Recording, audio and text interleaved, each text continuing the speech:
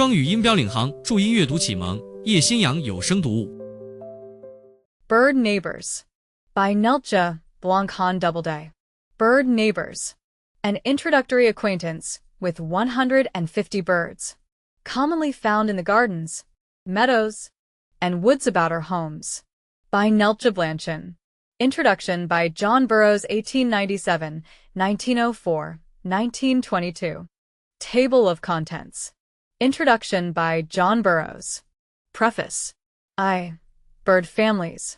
Their characteristics and the representatives of each family included in bird neighbors. 2. Habitats of birds.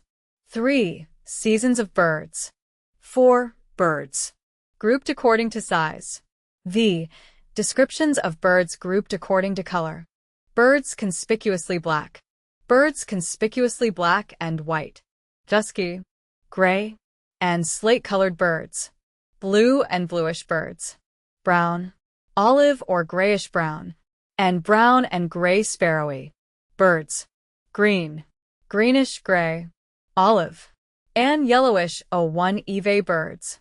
Birds conspicuously yellow and orange. Birds conspicuously red of any shade. Introduction. I write these few introductory sentences to this volume only to second so worthy an attempt to quicken and enlarge the general interest in our birds. The book itself is merely an introduction, and is only designed to place a few clues in the reader's hands which he himself or herself is to follow up.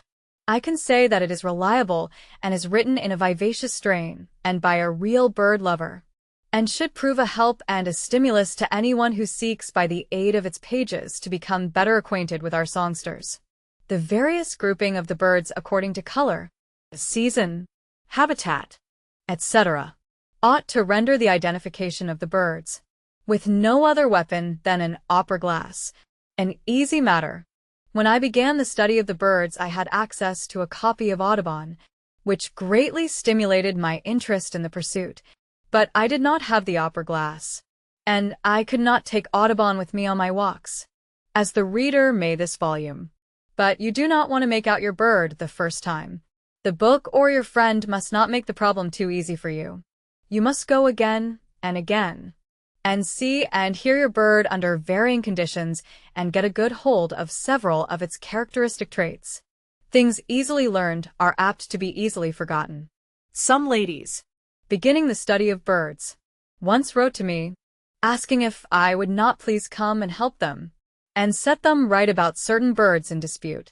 I replied that that would be getting their knowledge too easily, that what I and anyone else told them they would be very apt to forget, but that the things they found out themselves they would always remember. We must in a way earn what we have or keep. Only thus does it become ours, a real part of us.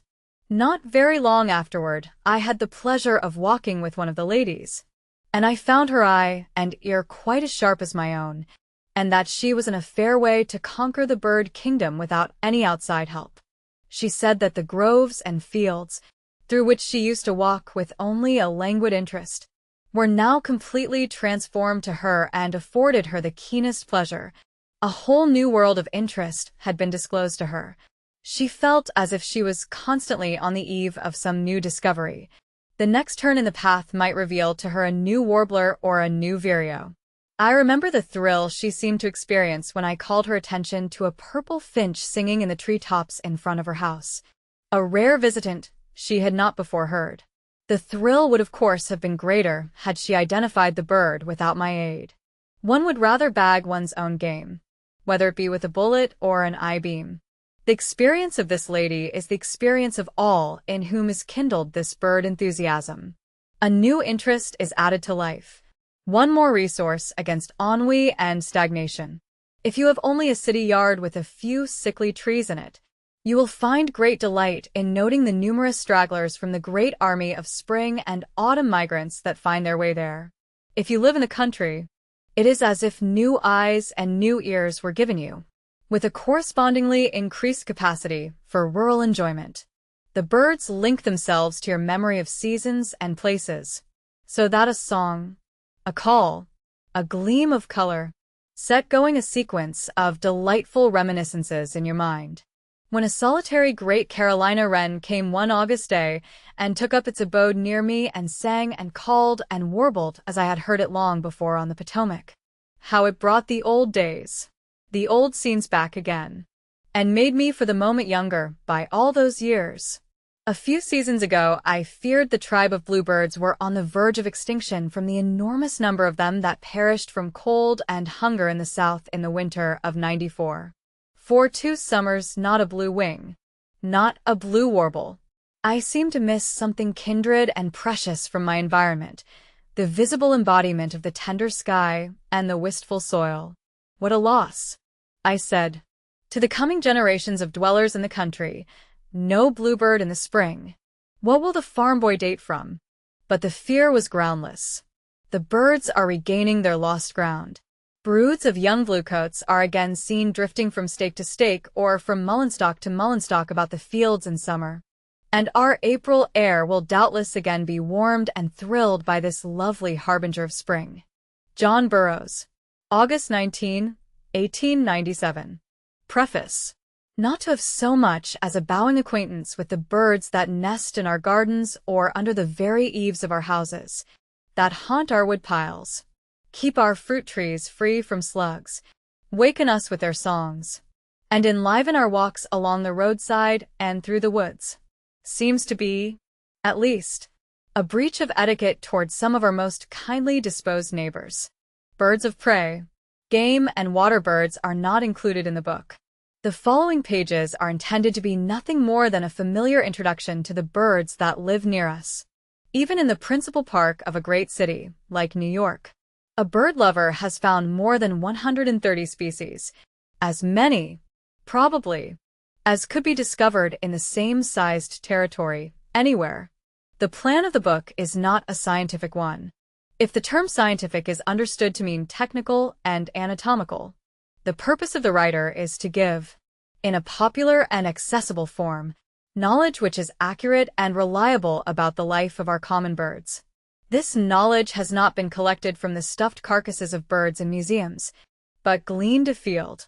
In a word, these short narrative descriptions treat of the bird's characteristics of size, color, and flight, its peculiarities of instinct and temperament, its nest and home life, its choice of food, its songs, and of the season in which we may expect it to play its part in the great panorama nature unfolds with faithful precision year after year. They are an attempt to make the bird so live before the reader that, when seen out of doors, its recognition shall be instant and cordial, like that given to a friend. The coloring described in this book is sometimes more vivid than that found in the works of some learned authorities whose conflicting testimony is often sadly bewildering to the novice. In different parts of the country, and at different seasons of the year, the plumage of some birds undergoes many changes. The reader must remember, therefore, that the specimens examined and described were not, as before stated, the faded ones in our museums, but live birds in their fresh spring plumage. Studied afield, the birds have been classed into color groups, in the belief that this method, more than any other, will make identification most easy. The color of the bird is the first, and often the only, characteristic noticed, but they have also been classified according to the localities for which they show decided preferences and in which they are most likely to be found. Again, they have been grouped according to the season when they may be expected. In the brief paragraphs that deal with groups of birds separated into the various families represented in the book, the characteristics and traits of each clan are clearly emphasized. By these several aids, it is believed the merest novice will be able to quickly identify any bird neighbor that is neither local nor rare. To the uninitiated or uninterested observer, all small, dull-colored birds are common sparrows. The closer scrutiny of the trained eye quickly differentiates and picks out not only the song, the Canada, and the fox sparrows, but finds a dozen other familiar friends where one who has eyes and sees not does not even suspect their presence. Ruskin says, "The more I think of it, I find this conclusion more impressed upon me, that the greatest thing a human soul ever does in this world is to see something. Hundreds of people can talk for one who can think, but thousands can think for one who can see. To see clearly is poetry, prophecy, and religion, all in one. While the author is indebted to all the time-honored standard authorities, and to many ornithologists of the present day, too many for individual mention, it is to Mr. John Burroughs her deepest debt is due. To this clear-visioned prophet, who has opened the blind eyes of thousands to the delights that nature holds within our easy reach, she would gratefully acknowledge many obligations. First of all, for the plan on which Bird Neighbors is arranged. Next, for his patient kindness in reading and annotating the manuscript of the book. And, not least, for the inspiration of his perennially charming writings that are so largely responsible for the ready-made audience now awaiting writers on out-of-door topics. The author takes this opportunity to express her appreciation of the work the National Association of Audubon Societies has done and is doing to prevent the slaughter of birds in all parts of the United States, to develop bird sanctuaries and inaugurate protective legislation. Indeed, to it, more than to all other agencies combined, is due the credit of eliminating so much of the Prussian-like cruelty toward birds that once characterized American treatment of them. From the rising generation, Neltje Blanchin. Bird families. Their characteristics and the representatives of each family included in Bird Neighbors. Order Coccyges. Cuckoos and kingfishers. Family Cuculitae. Cuckoos. Long, pigeon-shaped birds, whose backs are grayish-brown with a bronze luster and whose underparts are whitish. Bill long and curved. Tail long, raised and drooped slowly while the bird is perching. 2 toes point forward and 2 backward. Call note loud and like a tree toad's rattle. Song lacking. Birds of low trees and undergrowth, where they also nest, partial to neighborhood of streams, or wherever the tent caterpillar is abundant. Habits rather solitary, silent, and eccentric. Migratory. Yellow-billed cuckoo. Black-billed cuckoo. Family Alcidinidae. Kingfishers. Large, top-heavy birds of streams and ponds, usually seen perching over the water looking for fish.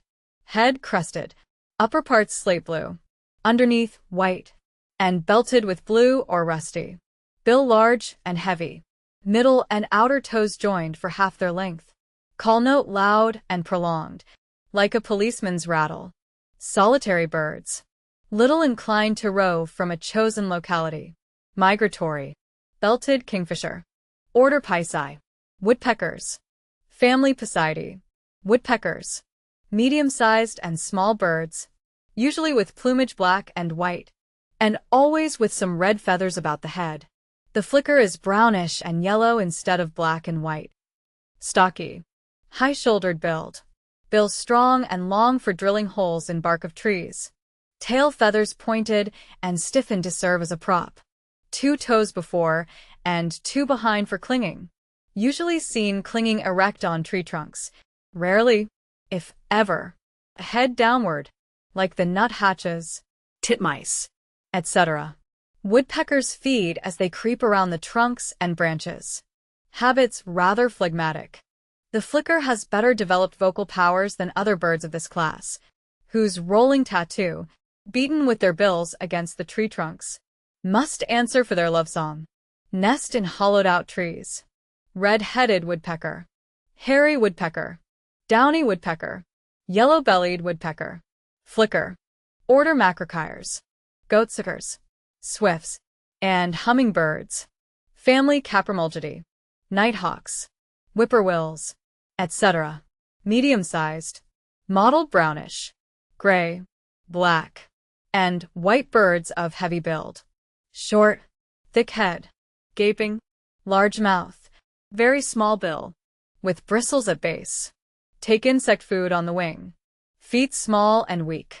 Wings long and powerful. These birds rest lengthwise on their perch while sleeping through the brightest daylight hours, or on the ground, where they nest. Nighthawk. Whippoorwill. Family Micropolidae. Swifts. Sooty. Dusky birds seen on the wing, never resting except in chimneys of houses, or hollow trees, where they nest. Tips of tail feathers with sharp spines, used as props. They show their kinship with the goatsuckers in their nocturnal as well as diurnal habits. Their small bills and large mouths for catching insects on the wing, and their weak feet. Gregarious, especially at the nesting season. Chimney swift. Family Trochilidae. Hummingbirds. Very small birds with green plumage, iridescent red or orange breast in males. Long. Needle-shaped bill for extracting insects and nectar from deep-cupped flowers, and exceedingly rapid, darting flight. Small feet. Ruby-throated hummingbird. Order passers. Perching birds. Family Tyrannidae. Flycatchers.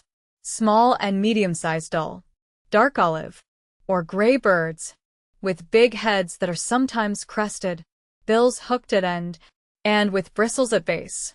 Harsh or plaintive voices. Wings longer than tail. Both wings and tails usually drooped and vibrating when the birds are perching.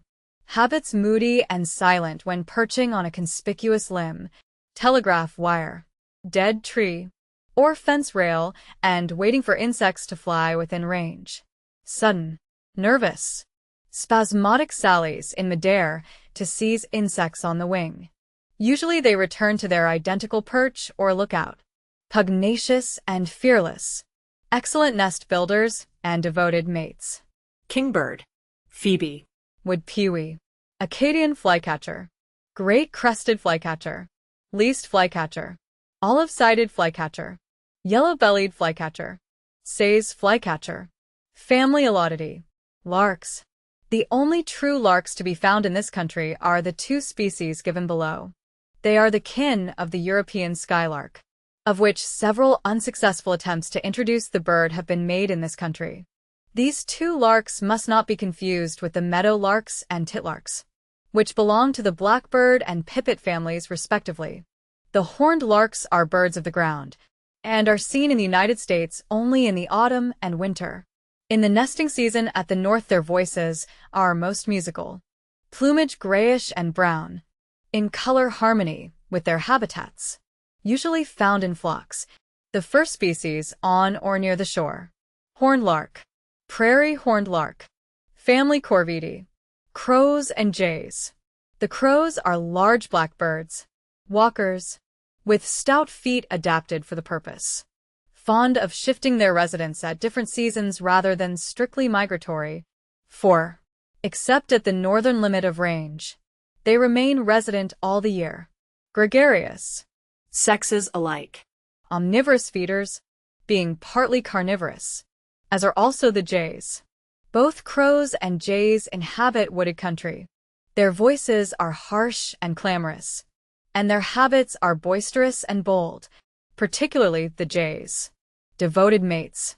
Unpleasant neighbors. Common crow. Fish crow. Northern raven. Blue jay. Canada jay. Family Icteridae. Blackbirds. Orioles, etc. Plumage black or a brilliant color combined with black. The meadow lark a sole exception. Sexes unlike. These birds form a connecting link between the crows and the finches. The blackbirds have strong feet for use upon the ground, where they generally feed, while the orioles are birds of the trees. They are both seed and insect eaters. The bills of the bobolink and cowbird are short and conical, for they are conspicuous seed eaters. Bills of the others long and conical, adapted for insectivorous diet. About half the family are gifted songsters.